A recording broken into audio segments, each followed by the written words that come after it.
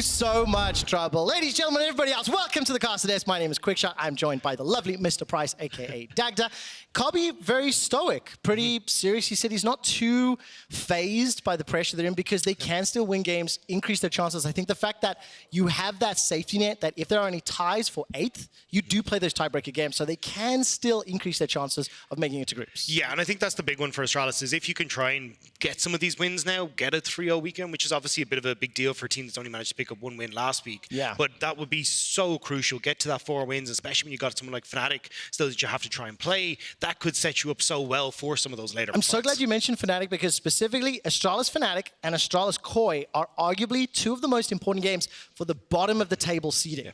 That sentence is mind-boggling to me by itself, you know. And of course, for Astralis, it's an uphill battle. For SK, on the other hand, it's simple. If you're a fan of SK, win this game, you guarantee group stage. They win 3-0 last week. The odds are they should be favored today, but frankly, favors don't matter at the moment. Yeah, I think SK, though, have a very definitive identity that has allowed them to kind of sort things out, right? Like Markoon has been playing fantastically in that jungle, going for some of these earlier junglers like the Elise, looking to play around bot side. And I think that's where when you look at Astralis and Kobbe's kind of been their shining light, it's going to be a case of can you darken that light in the bot lane for SK? Oh, darken that light. I like it.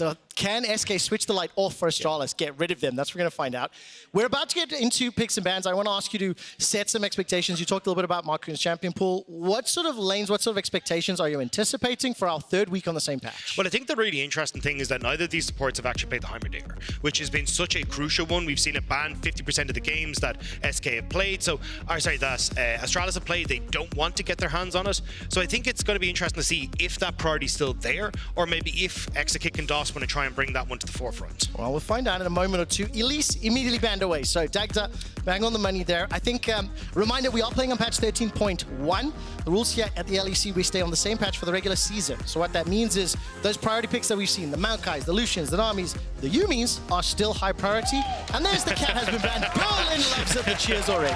Yeah, I mean, I like that Astralis have kind of gone for, hey, we're going to focus this on towards making sure that we can get a good matchup for 1-1-3 in the jungle, and then focusing on the bot side. You can even see SK Gaming's going with a very similar story. So Caitlyn, Ashe, Yumi gone as well. Maokai now taken off the board. I wouldn't be surprised to see things like the Lucian Nami now rising very high in priority in this bot lane. Or have DOS and JeongHoon practice that Heimer to play it this week.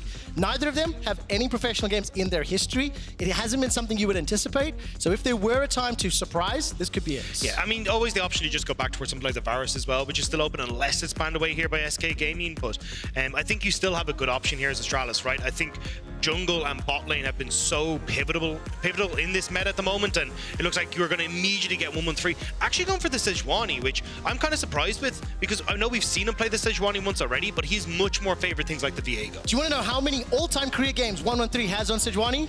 How many? 1. It's that one game we've seen this winter, and it was a defeat. I will say, though, when you look at the fact that the Maokai is off the table, and I think crucially, when we were talking about some of the teams that were struggling last week, that idea, I think Markoon in particular, playing a champion like Sejuani that has the engaged potential to dictate the tempo, to be the front of the spear when it comes to fighting. If you can, as Vedius likes to say, keep it simple, Sejuani, that's how you can obviously help set your team up. And I think that's what we're looking at here as well, especially when you look towards, as you say, things like the Wukong and stuff that can struggle into the Sejuani. I think that's a good option. This is not what I was expecting, though. Going for the Ezreal here for Kobbe in that bot side, I thought they'd actually fall back to like a Varus karma here and basically go, right, we will scale into this poke. We know that we're going to have, like, we're up against the Lucian Nami that apart from the culling is relatively short range, so we can probably try and land some. But even Irrelevant as well, going for the Jax. Hasn't played at this split. We've seen him bring out the Camille, but apart from that, it's been mostly these kind of team fight oriented engaged champions. So kind of surprised to see that he wants to flex his muscles into this Jax pool. Now, of course, talk a little bit about what this means for phase 2, because you got both bot laners locked in.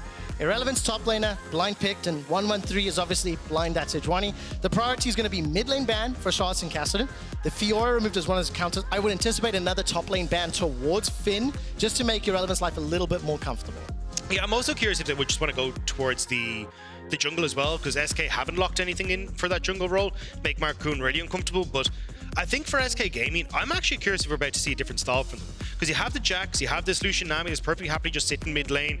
I'm wondering if they actually end up falling back in towards something like a Twisted Fate or something along these lines for Sertuss, and then try and play this more 1-3-1 style. Especially as we say, they're one win away from securing themselves the lock-in, so maybe this is your time to actually try some new things on the stage. Well, of course, I think the fact that you've got a little bit of that safety net is a good shout. Instead, they will be locking in that Vi for now. You see where Markoon's going to decide to prioritize his time. And I think, Dagda, you and I in particular, we're very impressed with how Markoon and SK kind of turned their games around last week. They did go 3-0. I think a large part of it, at least in my opinion, was how Markoon was able to dictate where the rest of the team was focusing on those engaged style champions. And also the homework he did, right? Like oftentimes you see him go for clever pathing that separated the team out, made sure that he could actually play around this bottom side of the map, but we'll have to see if he can do so once more, because the Gangplank going to be taken for Finn in that top side. He had a phenomenal game on the Gnar in their win, and wants to see now if he can take on more of a carry role from that top side with the Gangplank. It is, of course, Finn's second most played champion as well. Out of the 130 games we have on record, 22 of them have been on that Gangplank. Sorry, correction, 230 games. I dropped 100. It is going to be rounded out with that Sylas, so Sertuss will have the option to counterpick. As we see this come in now with the LeBlanc, zoom out, how do these compositions play, and what will their keys to victory be? So I actually like the way Astralis drafted their last two champions, because I think they were kind of on the same boat as me. They're like, okay, it looks like we're going to see much more of a kind of a 1-3-1 comp, and we have seen it from SK, and I think they were eyeing up something like the Twisted Fate, but instead have fallen back to the LeBlanc, because they want to try and play it through sides, but it's actually not the best of matchups into the Sylas. It's very skill dependent. Sylas can actually do quite a lot of work because the Kingslayer in that, so I think it's going to be a bit of a difficult lane state for SK in that mid lane, and then it's going to be a case of if they can then utilize the strong bot lane Lucian Nami plus the Jax on that top side to try and gain these leads that they can push through in the mid game. It feels a little bit to me like Astralis' team comp may favor or may prefer some team fights. I think when I look at the Karma, the Sejuani, the Gangplank, hell, even Sylas, there's a lot of synergies in there. So do you think that if we get into these 4v4s, 5v5 scenarios, SK have to be a little bit careful? Definitely, and I think as well it's also a composition that does very well at kiting back, right? If you can fall back as a Karma and Ezreal, Gangplank barrels are all set up, that can work out very well. You've even got the Sejuani that can kind of provide engage if you get those opportunities, but I think overall they have a good way of matching sides in a lot of situations. It's going to make it tough for SK to try and work through their own style if they don't get that lead. I don't normally ask this question, but I think if you turn nameplates off, if you ignore, we'll get to that in a second. It's time to hit the rift!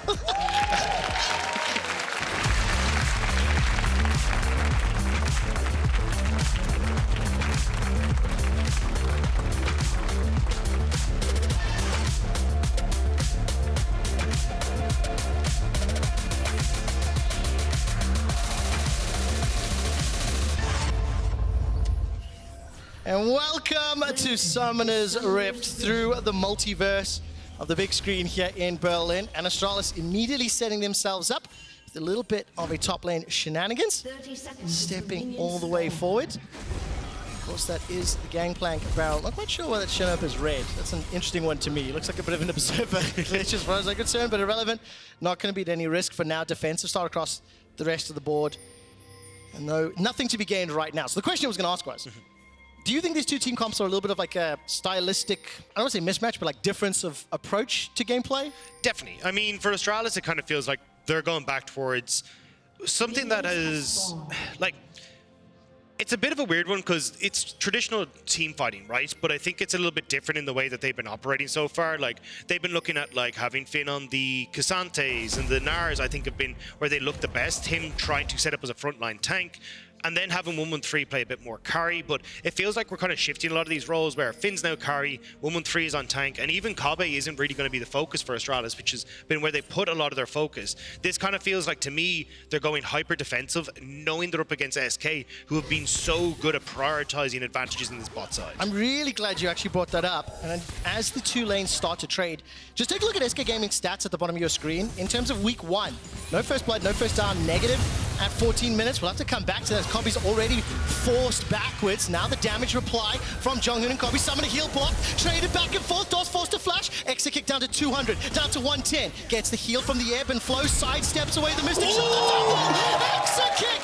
First blood again! And I was about to say this was actually working out fairly well for Kobbe and JeongHoon. They're like, cool, we've got more damage in the Karma. We're running press the attack. If we can keep this fight going for a while, we're going to be able to outmatch the first strike that's on Exakick. But they end up taking that step too far, and Exakick beautifully punishes. The play back and forth, both sides blowing all 4 summoner spells. And Exakick stepping forward again right at the end to pick that up. I mean, this is literally a game of inches. Yeah, and I think you go a bit too far forward here, definitely as Kobbe, right? Which means he has to flash away. But that's where the first strike has now kind of disappeared. So Kobbe now is just getting a ton of damage off this press the attack. JeongHoon forced to flash away as well. And if you just stop here, this is actually great. Like, Lucian, Nami, you're going to be pushed back, you outrange them, but JeongHoon takes that one step too far, and really well played by Exakick to get that kill. I absolutely love just the calculation in Exakick's head. He knew it, he anticipated it, and you know what I was trying to highlight actually ends up being demonstrated quite flawlessly. The early game benefits, right? First blood in 2 of last week's games, picked up again. Markoon may be hunting once more. Remember, there's no flashes. They're just going to apply this pressure. This defensive comp may never get a chance to defend. Oh, JeongHoon, he's going to walk into this. Charge up, charge up. Vault Breaker won't find its target, spamming some of those memes, but no threat just yet. And this is why SK have been doing so well in these early stages, is because Markoon has learned how to set up Exakick and DOS for success on the bot side. This has been the mainstay winning lane for SK, and that's how they've been playing through into their mid game, using these advantages Exakick and DOS have picked up, and then playing for big team fights. And you can already see, I mean, big advantage gained by the duo in that bot side, but Markoon wants to make sure he can continue capitalizing on it. Exakick hasn't spent that money just yet, so we'll be able to come back to lane with a statistic advantage in a moment or two. As Irrelevant, we'll be able to use that counter-strike to stun up Finn for now. Eats the orange, he's okay.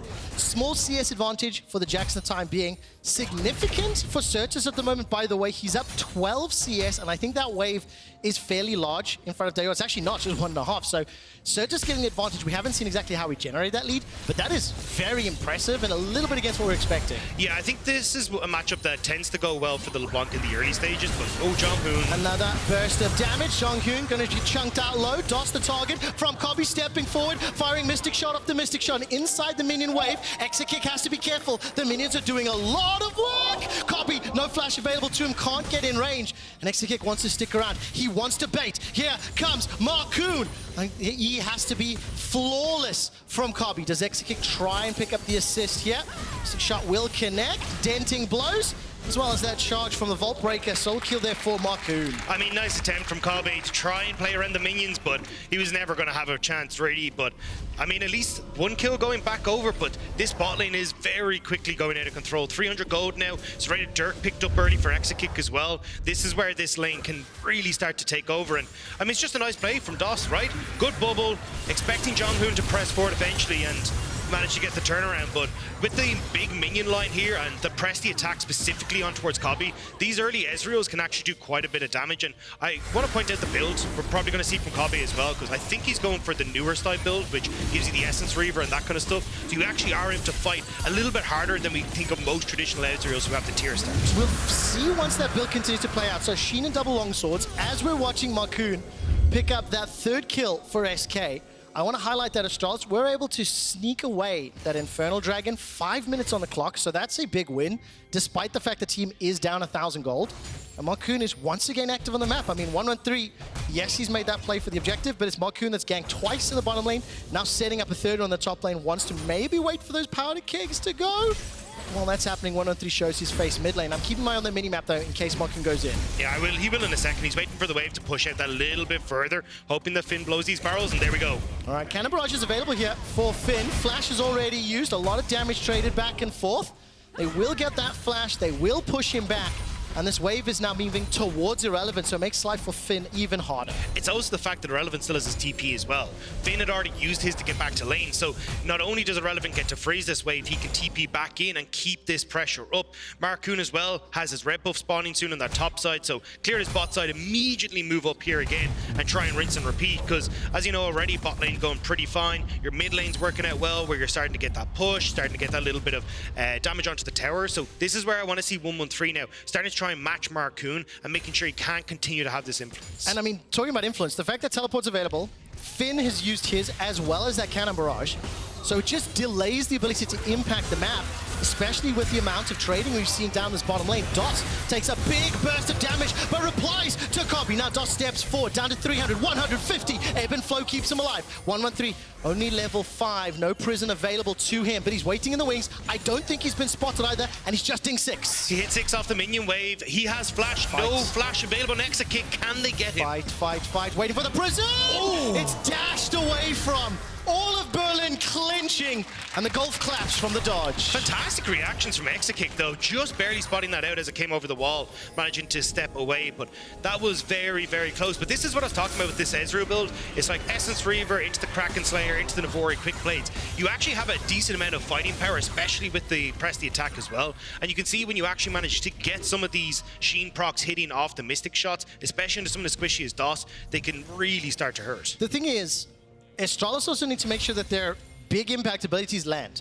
No Cannon Barrage, no TP for Finn. That Glacial Prison, the first time from 113, it's dodged away from. And these small things start to matter. It's 1,000 gold lead for SK Gaming. They're up 10 CS in the top lane, 13 in the middle lane. And despite them being even in the bot lane, because Exakick's got that kill and assist, still ahead in the itemization race.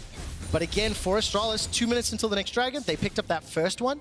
I think that's another great objective to focus around. Whether or not SK fancy challenging for it, that's what we're going to have to watch. I do think it's a bit of a mistake for Astralis to try and challenge at the moment, though.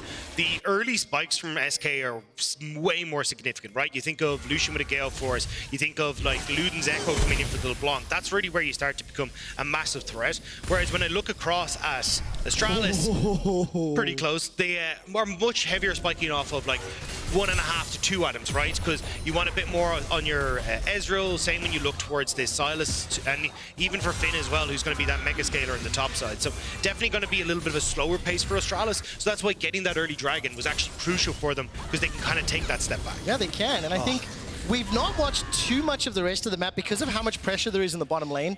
Kobbe and JeongHoon able to push forward, secure that tower plate. I want to briefly look at the stats, although they're going to fight. They are going to fight. We'll have to come back. There's no more graphics, Trevor.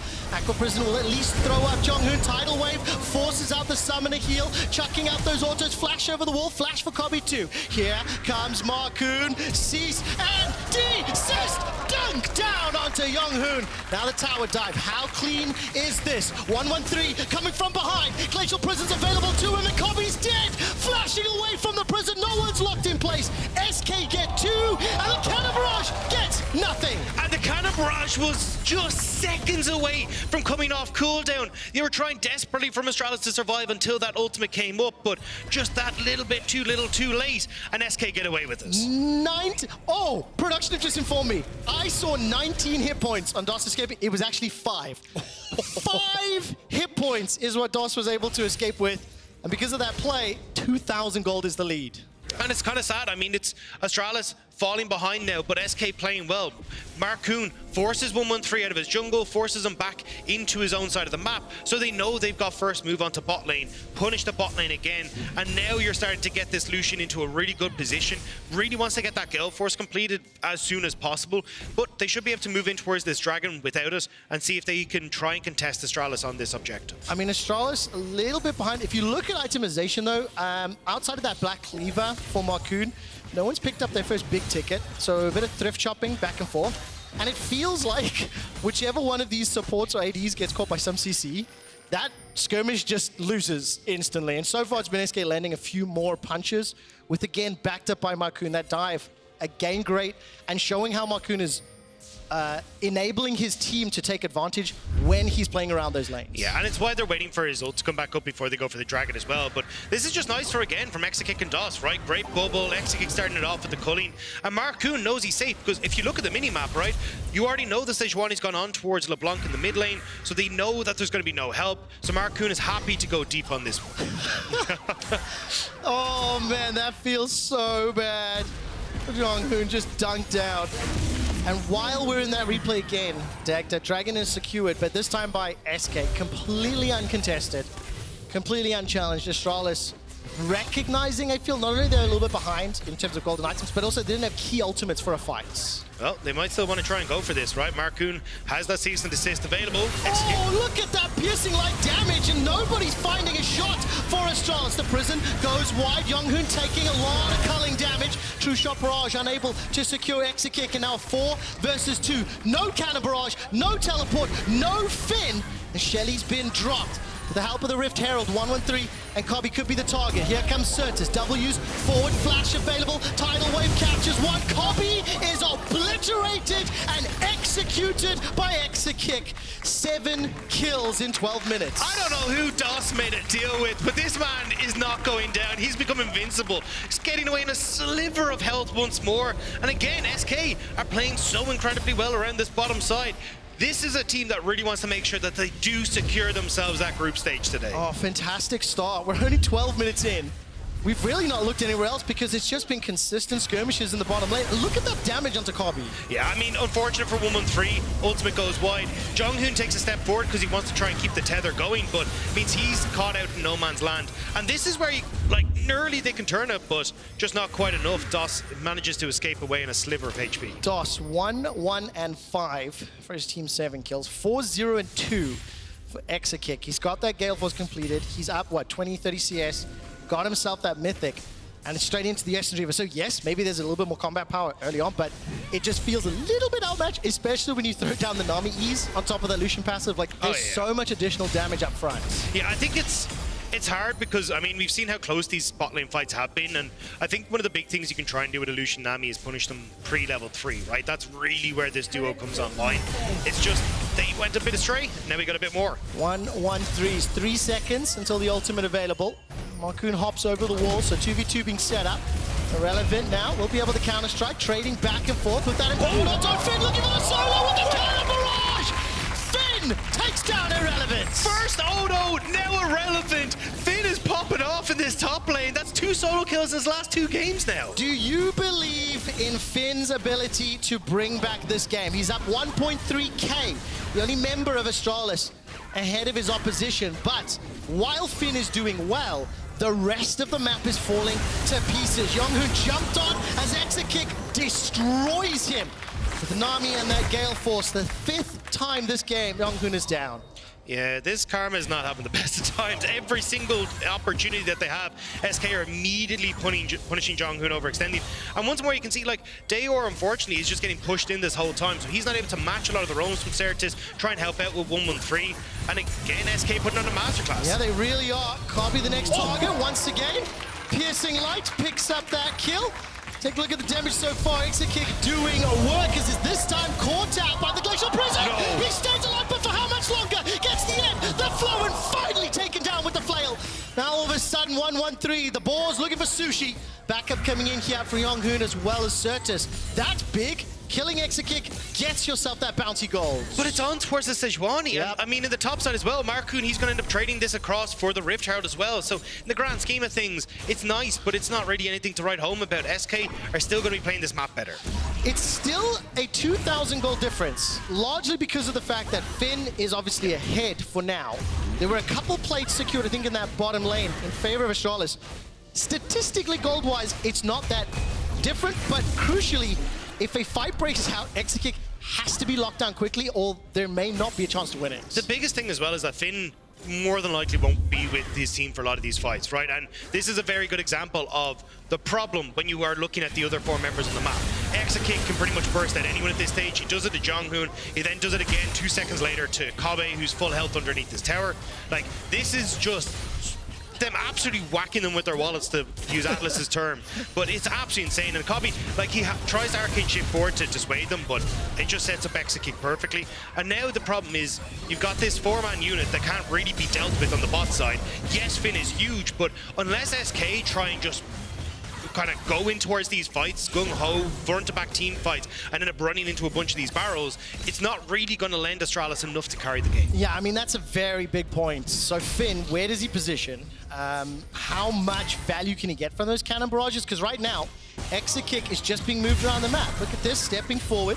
He's landed every single one of those piercing lights. And look, Finn's made his way down. Has the teleport, has the cannon barrage, but they need CC to lane. Glacial Prism from 113 has to connect. But you can already see, I mean, SK setting up for that 1-3-1 that we were talking about, right? The Dragon is up and available, but if I'm SK, I actually do exactly what they're doing. You just push for towers. You don't really care about the Dragon going across, because if you can open up this map, have Irrelevant starting to push pressure on the top side, same when you look at the LeBlanc on the bottom end, it becomes very easy for you to make plays happen. This is the second Rift Herald that SK have summoned, if I recall correctly. Finn's going to throw out a battle, clear some of those minions. Tower in the mid lane will stand, but the bottom is just about secured for Sertuss. The top lane, I think, should also be taken down there by SK, so 2 towers unlocked. And remember that we are playing on the Chemtech map. The reason I want to draw attention to that, I think specifically the larger blast cones will be very valuable for Markoon or Sertuss to find those surprising engages. They already have a lot of distance to cover.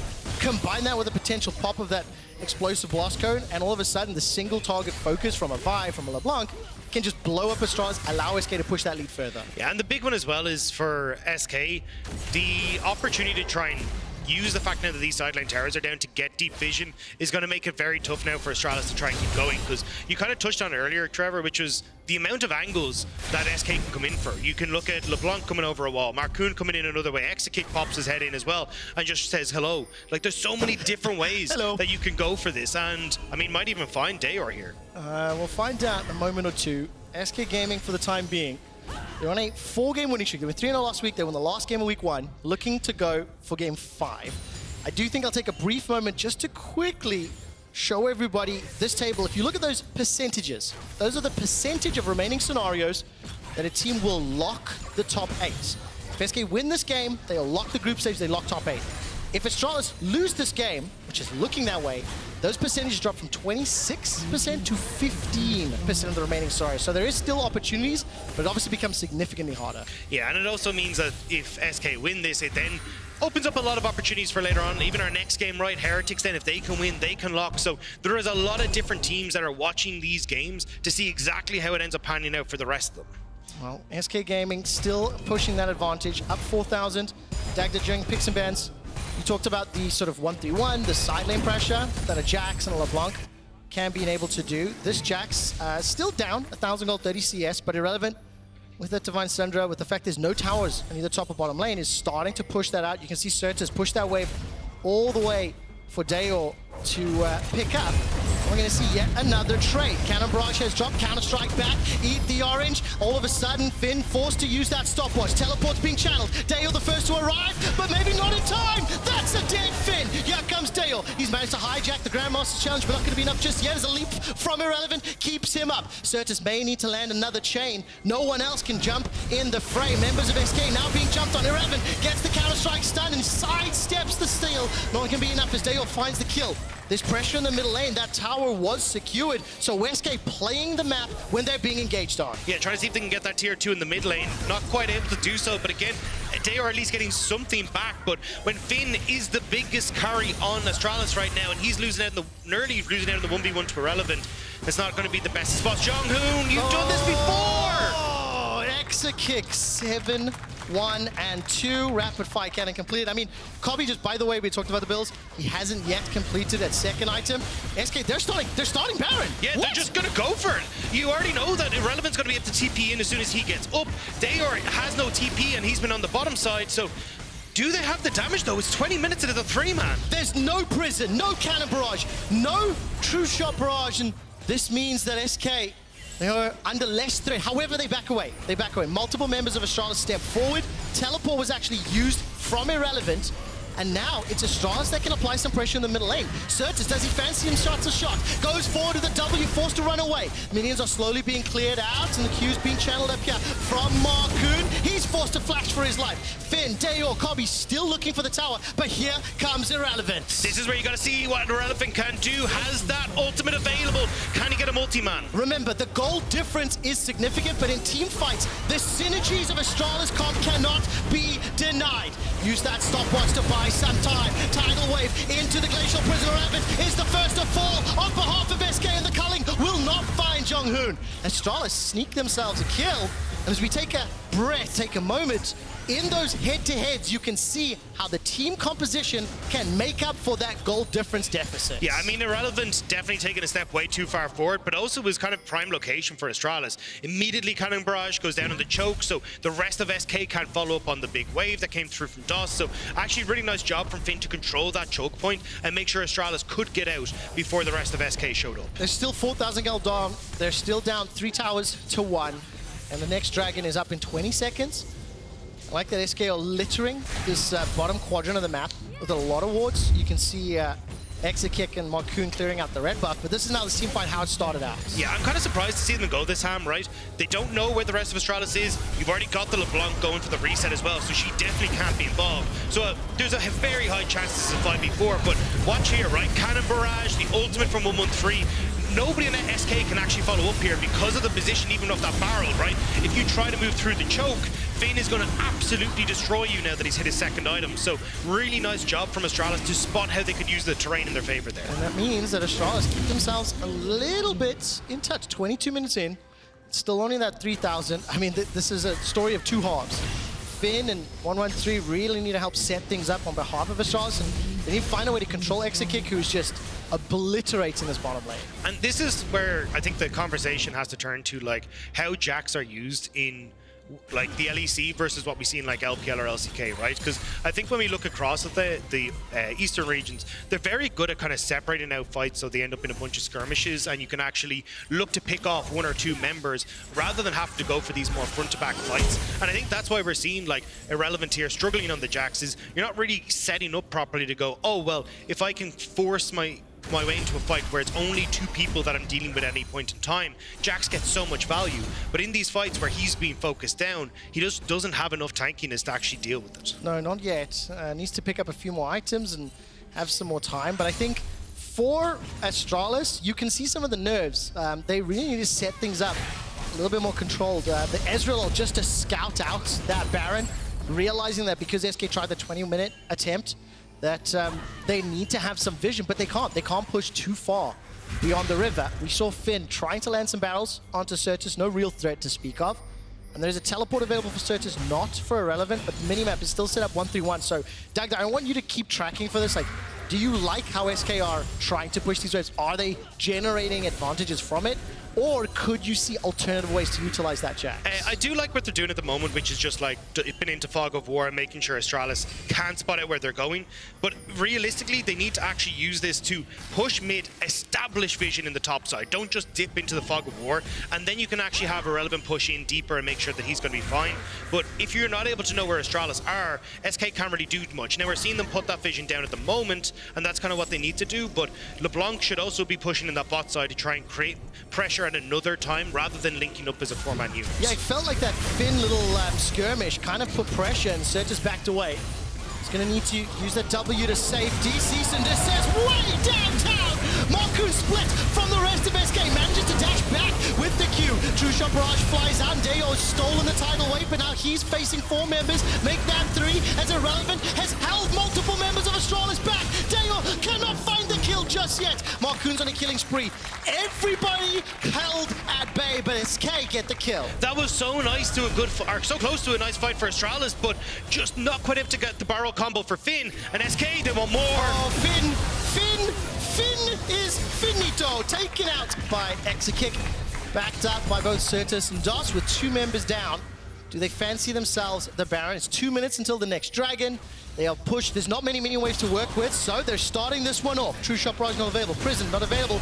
The 113, does he even fancy a shot? It doesn't look like it right now. I don't think they can get in if they even want to. I mean, 113 going to be spotted by Sertuss. They've got the time here, Dagda. They've got the time. That's a root coming out from the chains. Caught by the prison as well. Baron should be secured. There's Irrelevant Sertuss keeping Astralis at bay. That's so much damage from Sertuss. He's just dinged level 16, and the empowered recalls allow SK to get out. SK are on a 4-game winning streak. If they win this game, it'll be the first time since spring 2021 where they won 5 games in a row. I mean, also the fact that they managed to lock themselves into the group stage is going to be so incredibly nice. And I think it says a lot about the growth that we've seen from this squad from week 1 to week 2. But, I mean, this is a big play here. Flash over actually gets Kobbe in an off position. But watch his barrel combo. Finn, if he'd managed to get that turret barrel down, everyone in SK was grouped up. But wasn't quite in position to get it down. And then it's just a case of Irrelevant buying so much time here, while the rest of SK are just decimating Dajor in the back line. I actually missed it live. The fact that he delivered Markoon to a 40% HP Kobbe. Great catch there, Dagda. Unfortunately, that meant that Kobbe had to back away. Now, ultimately, would it have had a significant impact on the fight if Kobbe had got 1 or 2 more Qs over the wall?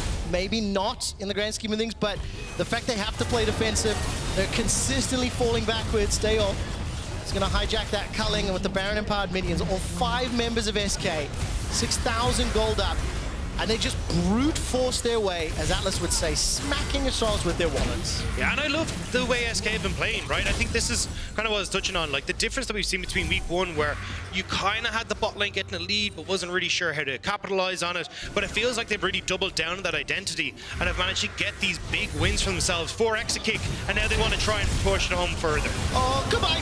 Goodbye indeed. I think with the additional range from that rapid fire cannon, the movement speed from Nami, just how far ahead. 4.6 thousand gold the lead. Exakick is definitely the man in the moment here for SK. Finn gets punched in the face by those giant gloves, and another inhibitor is falling. SK are moments away from securing group stage or picking up a 5-game winning streak. And I said at the top of the show today that this is the team that could be looking at top 2. But this type of play, they're definitely making a case for it. Yeah, I think it's going to be a big case of trying to see if they're able to win this game, what happens in group stage, because I think they definitely have a very defined style of, hey, we want to set up Exakick and DOS, and I'm curious to see what happens when they get to the next stage. Teams are able to prepare for them in that best 3, but right now, this game, they look absolutely spectacular. 3 dragons to their name. That gold lead has ballooned significantly, and we're just going to watch again as Astralis are being just picked off one by one. Oh, immediately, EUs, and they just dive in. Yeah, they saw they were already trying to set up the death bush there, but once Kobbe went for that to try and get the creep, I don't think that goal was really worth it. He knows as well. Oh, that is such a great shot. Okay, so I want to just mention this again, because if you look at SK Gaming's opponents playing Astralis today, XL tomorrow, and then Fnatic on Monday, as 1-1-3 may go down. If SK win all 3 of those games, and that's very likely, they have 92% of remaining scenarios where they lock top 2. And having a top 2 place means they'll be first seed into the group. They get to pick their opponents from a seed 3 or seed 4. Nobody was anticipating that. Obviously, SK have to deliver. It starts by closing this game out, but it feels like an inevitability at this point. Yeah, I mean, especially they got XL and Fnatic still to play, teams that have been struggling. This could be SK taking that, which is absolutely fantastic for this squad. I mean, they've been playing so well together. Like, there was definitely that hump that they had to get over in week 1, but since then, it's been smooth sailing, and they're looking to cleanly close this out against Astralis here. Astralis are in trouble. That's a lot of damage onto JeongHoon. Those ethereal chains not finding their target, meaning JeongHoon survives this time round. He's been dropped 6 times out of his team's 15 deaths.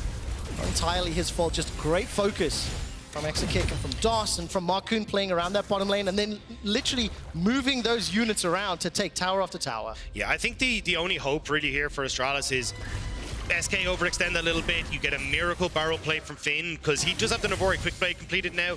Does have that extra crit chance, makes you very, very potent in these fights, but other than that, I don't think Kobbe really has it in him now to carry as much. Dajor still has his 3 items completed, but it's just so difficult for him to really have any sort of relevancy in these fights with the way that SK have been able to set them up. Yeah, and of course, now you take a look there as well. Mikhail's blessing on top of the fact that there's not a huge amount of CC that'll hold the likes of Exakick or Sertuss down. DOS can just unlock whoever gets caught by that prison to melt through the remaining members of Astralis. And I think if you are watching at home, please do forgive me from stepping away from the game as often as I have, but I do think it is important to highlight the fact that Astralis are playing Fnatic and Koi. Those are 3 teams that are legitimately in the running to not make top 8. SK lock top 8 with this win, and we look at Astralis Fnatic tomorrow, Astralis Koi on Monday. Any one of those teams could fall to 9-10 and not advance to the group stage. Yeah, I think for Fnatic and Koi, though, they're going to be pretty happy that Astralis doesn't look like they're going to be winning this one, because it takes a little bit of the pressure off them about getting towards that bottom 2. But Astralis still desperately trying to hold on here. Dajor waiting to see, does he pull the trigger? Cease and desist available to him. The Glacial Prison doesn't find a target. The mobility from SK dodging every ultimate from Sejuani. Super minions pouring into the base. Irrelevant, very relevant this game, despite being behind Finn for most. He's been able to push the waves. He's been able to do his job in the 1-3-1. And I think I've been fairly impressed with just how rapidly SK have been able to push at least into the base. And now you can see that the risk, right? Despite the giant lead, despite the advantages, you're still fighting into a teamfight composition that's good at falling back. So SK playing respectfully. Yeah, I think as well, this game has kind of shown that SK do have a different side to them as well, because they've been very heavy on the relevant will be our tank front line. We will go for fights around objectives, but they had a very good understanding in the mid game of, hey, we're going to give up second dragon. We're going to make sure we can get all 3 of these outer towers down and sets up well, but now they want to go for more. Dun, dun, dun, dun, dun, dun. The engage onto JeongHoon. Here comes Irrelevant from behind. The tidal wave as well as the counter-strike stun doing so much work, and Sertuss forced to run for his life from Dajor's Sylas. Multiple members of SK are just burning through the HP bars, but it is at the cost of Irrelevant's life. Exakick flies forward before Kobbe gets one back. Now all of a sudden Dajor trying to do what he can, the last man standing for Astralis into 3 members of SK Gaming. They get something, but it ends up being a 4 for 2 in favor of SK. Dajor was entirely pushed out of that fight to the top side, and if he'd been there, maybe that could have been the moment for Astralis, but SK, they might be a bit bloody, but they do get the win in that fight, and now with 30 seconds until Soul, they got a good reset time. Let's watch this. Did Dajor chase Sertuss, or was he pushed away, Dagda? It looks to me like Dajor turns his attention to try focus down Sertuss' LeBlanc. Yeah, but the thing is, it's easier for Sertuss to get back into this fight. I was looking here to see what Astralis was going to get on this bot side. Good flash over the wall from Finn here to try and stay alive, but even the barrels you can see flashed away from Exakick. He doesn't really get the damage that he wants on it as well. And then Exakick tries to make the big play with the Gale Force, but there is a substantial amount of damage still with those double Essence Reapers, the double Sheen procs coming through, and they're able to burst them out. But Soul now going to be going across to SK as well. This just becomes so hard now. It really, really does. Imagine if this game had been somewhat different. Oh, a little bit of stress face there on the side of Exakick. We saw in the minimap the Soul was secured, so Kim Tech Drake Soul picked up by SK Gaming. Last ditch effort inside Baron. No flash for Irrelevant. Here comes the rest of SK. There is a split off. It looks like there's a siege. Finn has been able to take down Sertuss, but it's at the cost of his life. Now all of a sudden, SK lost another. SK lost a third. The Baron is still available. No ways. Astralis, they're only down 4K. They're down the Soul. They've turned their attention to the Baron. That was perfect from Astralis, playing the choke point, finding Sertuss first, now Exakick, but SK, they're not going to try and contest. They're going to try and take down these structures in the enemy base. We have got a game on our hands as Irrelevant will try to take down at least one of these inhibitors. The empowered recalls will come in momentarily. The Baron still being secured. Irrelevant can jump on JeongHoon, and he does. Counter-Strike doesn't find its target. Dajor can steal the Grandmaster's Might as Irrelevant's no flash available. He should go down. No, hops over onto the ward. Now turning his attention to try take out JeongHoon. Who's locked into who? I don't know anymore. Dajor takes down Irrelevant. Okay, Dagda, zoom out now with Baron and Super's pushing into their base for Astralis. They're playing into the Soul, but that's kind of neutralized the rift just a little. Yeah, I mean, this was just the perfect fight, right? Sertuss actually launches himself into the barrel chain, Finn has a ton of damage, Immortal Shield Bow comes out, and as well, DOS forced completely away from Exakick. He's got no one. Dajor stealing away the cease and desist to flash onto Exakick. This was exactly what Astralis needed. Immediately killed the 2 backliners, and then they can try and go for more, but I mean, Baron up creeps here. Irrelevant still isn't alive. This is still a 4 versus 5. There is no way Astralis can turn this one around. Pushing inside the base. Have they done it? Have they got the power? Baron and power minions being used to equalize that mid lane inhibitor. They back away. I think you have to keep going back to this draft. Remember that in these 5v5 scenarios, if SK cannot take down Dajor or Kobbe, you see the power of that composition from Astralis working. It's also people like Exakick can just hit critical mass. He's nowhere else to go, so this massive gold lead of nearly 6,000 gold is starting to appreciate every single time, because now Kobbe's starting to get his items underneath them. You look at that top side as well. Finn has been so good this game once more. Now he's just hit that full build with the GA completed. This is actually where Astralis do have a fighting chance, but it's still going to be a case of, can SK enable Exakick? Can Sertuss find these angles to get onto the big damage dealers? Dagda, in my mind, when you look at this gold graph having been reset, this game has been reset. In the current state, at even gold, I think, yes, Exakick has got more damage, obviously, than Kobbe. But I think it's fair to say that in teamfights, Finn's Gangplank may have more impact than Irrelevant. Do you favor Astralis as we see these teams setting up round objectives? 3 minutes until Elder, fighting around inhibitor turret. I think when they group 5v5, I think I fancy Astralis more. And this is where I want to see SK actually trying to play towards their side lane, so you don't have this position. Right now, they're trying to use it to look for picks, but, I mean, look where top wave is. They don't actually have to stress out about any sort of pressure there, so they're just immediately going to turn towards the side lane instead. Wave has already been cleared out of mid, so again, there's no pressure there. Like, this is where Astralis are just playing the map better than SK. SK, what's your call? What's your call? They try to push mid. They've decided to recall. There's 2 teleports available. And Finn is left on defensive duty. Where is he TPing in? To this bottom lane. Irrelevant can try to flank. Baron-empowered minions are being chipped away and removed. It's 5 members of Astralis pushing in the bottom lane. Baron will time out in just a few seconds. And for now, SK Gaming have been pushed all the way back into their base. Astralis brute forcing the gold lead for the first time in 38 minutes. I think that was a bit of a mistake from Finn TPing in here, though. Now your Baron buff is gone. Oh, Glacial Prison! That's a good prediction, but there's nothing to follow. There's no one to follow that up. SK smell barrel!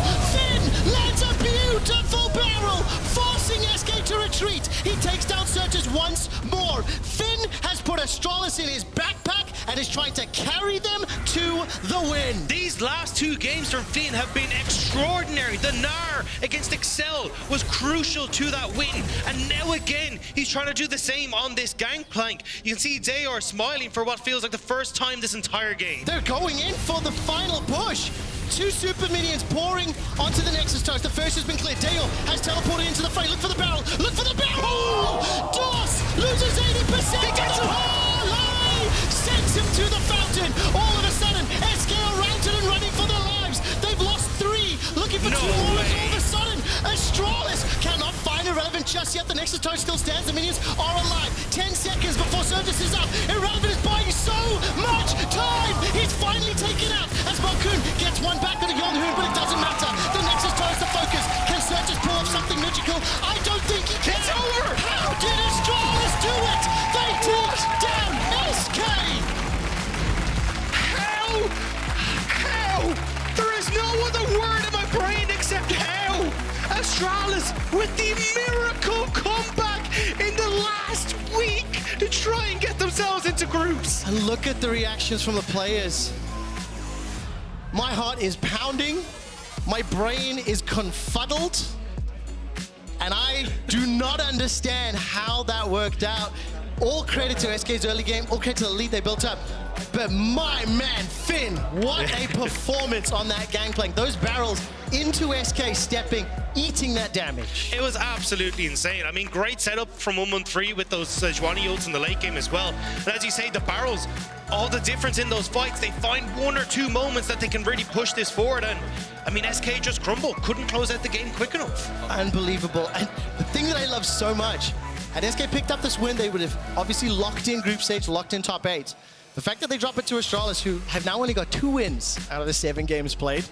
I hate to do this to you, Dagda, but it truly just keeps reminding you, every single game counts. But the thing is, right, if you're Koi, Fnatic, Excel, you're now looking, going, hang on a bloody second. Like, well, this was, you know, they pop out. It's the meme, you know. I went to make dinner and they came back. I was like, what the hell happened? So this is honestly where I'm scared if I'm Fnatic, Koi, Excel, like, you now really have to worry about Astralis because you play them. Like, they can actually overcome you here. It's the first game of week 3 of the Winter Split, and already things are spicy. Listen, player of the game nominees at LEC on Twitter, Finn113 and Dajor. Frankly, if you do not vote for Finn, you are inting.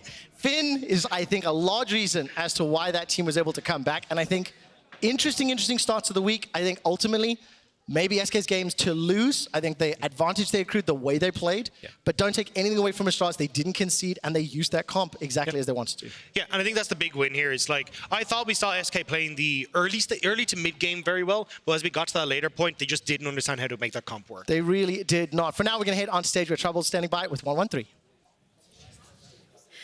Thank you very much, Trevor, and thank you for joining me one more thing. What? How? Okay, I need to compose myself because everyone's laughing. How did you guys turn this game around? I don't know. I was a bit lost in early game, but yeah, we believed in it, and it was like a silver yellow solo queue game actually, and we won. I don't know how much gold did they have. I think about 5 or 6K up. I mean, yeah, they had Soul as well. And yeah, we just looked to farm and we lost early. We couldn't do much. And yeah. Well, congratulations on your second win here, because this is very important. Again, Excel is playing later on. And welcome to the LEC stage as well. If I'm not wrong, this is your first interview here. How has the journey been so far for you? I mean, it's really stressful since there is only 3 weeks. We have really low windows to lose games, and it's really punishing, this format of 3 weeks. But I'm enjoying it so far. I think it's a shame if we don't make it to the top 8 after this game, and hope we will make it. Yeah. Well, talking about top 8. Talking about top 8, of course, you've got 2 more games coming up. One is going to be Fnatic, one is going to be Koi. What do you think about both of these games? I think Malrang is the best jungle in the league, and I like his playstyle. I'm looking forward to play against him. And I think tomorrow game will be hype, because I'm playing against my ex-teammate, Reckless, and hope he gives me a win. Yeah. All right, that sounds fair enough. Now, talking about the gameplay, there's something about your gameplay in particular that a lot of people have been looking at, and that's spamming that emote. What does it mean? I mean, I'm spamming emote till the start of my career, and it's binded on T, and I don't do it to BM anyone or disrespect anyone. And yeah, when I play in big stages, it's became seeable, I guess. And I just do it to increase my APM, and yeah. So it's kind of like similar to FLICKR spamming tab all the time, or spamming all the lanes. Okay, fair enough. Thank you very much for joining me on 1-3. Congratulations on your second win. I wish you good luck for the rest of the weekend. We're going to toss to a very quick break, and we'll come back for the second game of the day.